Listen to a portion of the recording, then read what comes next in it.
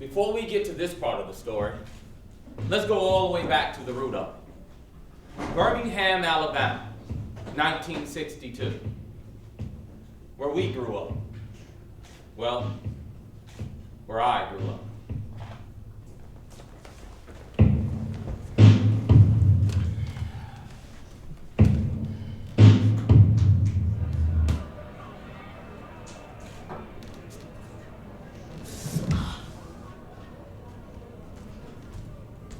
Anarajio! Come on, stop! Anarajio, stop! Wanna help me cook dinner? No. Get off your ass and do something productive with yourself. Don't you ever get tired of having the same exact meal every day? Chicken and waffles every day?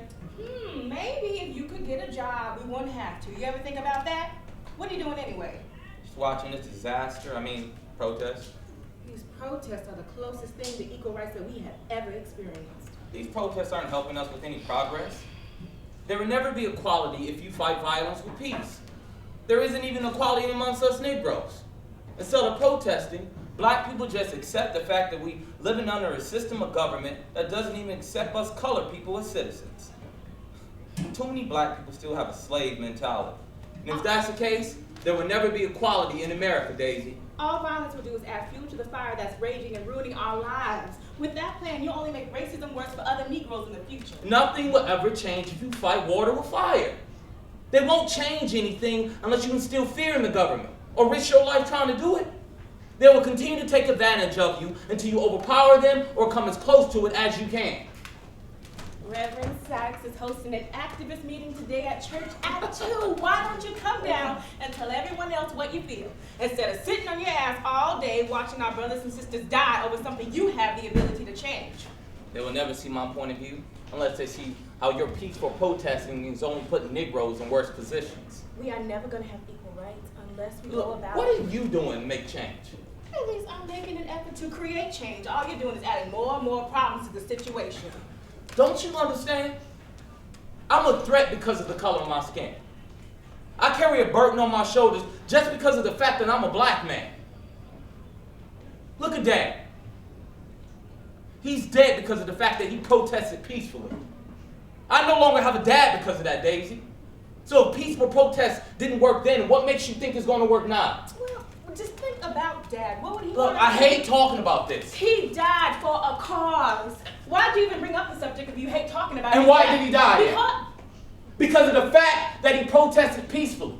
And he never made an attempt to defend himself, his people, or even you and me. you know that is not how that works. Look how it is now.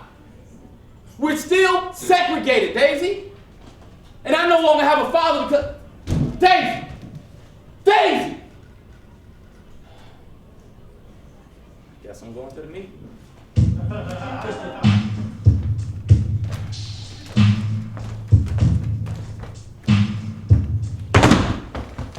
Now, we are going to go around in a circle and talk about a time when you realized that you were looked at as inferior or different from white people. Anarajio, we'll start with you. Hello. Now, I know I came off as a selfish person previously, but my sister needs to face the facts. Protesting without self-defense won't accomplish anything. You know, sometimes I ask myself, has there really been much change? Yeah, well, I had plenty of incidents like that. But here's the first time I've been discriminated against. Well, the first time that I can remember. It was in primary school around 3rd grade. I had a friend who I would play with every day on the playground who happened to be white. Now, as a kid, you don't see color. You just see a person with whom you want to play with.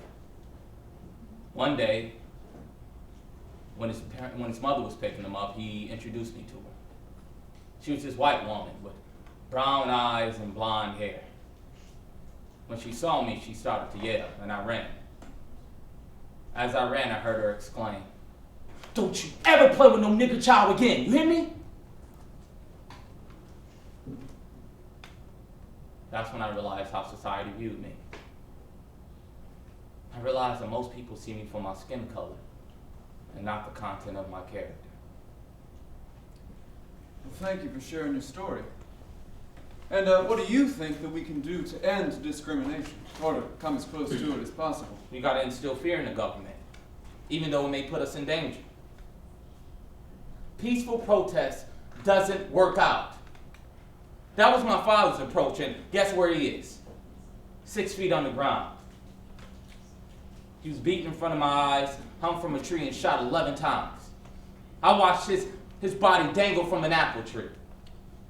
But violence will only cause your fellow brothers and sisters to experience the same pain that you are experiencing right now. Don't you understand?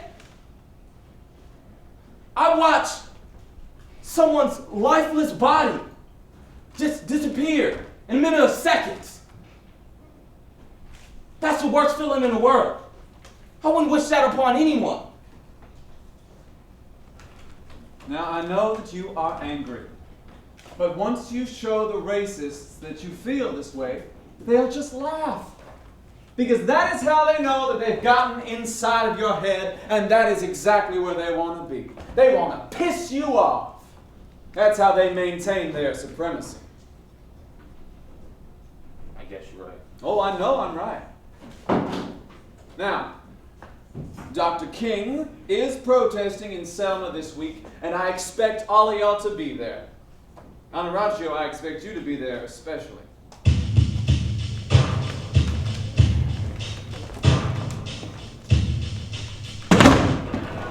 What do we want? Freedom! When do we want it? Now! We want freedom! When do we want it? Now! Can't do nothing except shine my shoes and stay in jail! According to the actual definition of the word nigger, it means an ignorant person. Judging by the context you just used that word in, you are a nigger. Are you backsassing me, Missy? According to the Constitution, every citizen is granted freedom of speech. What you gonna do? Daisy, remember what we're talking about. Don't add fuel to the flame, all right? Remember that. Come on. As you wish. I'll hang you from a tree, you nigger woman!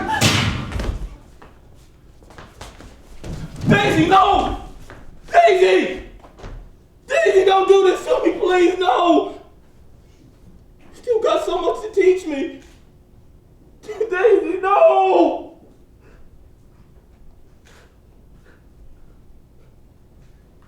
Violence killed you and Dad. I don't want to be next. Something's got to change.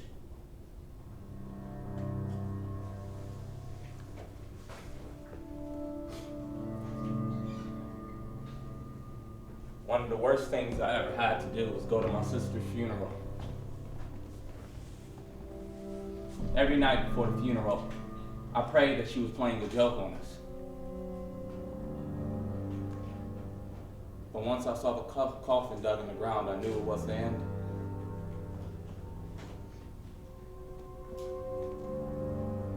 In her honor, I continued to protest. I couldn't let her go without remembering her cause. The votes have been counted. Barack Obama is now officially the first African-American president of the United States.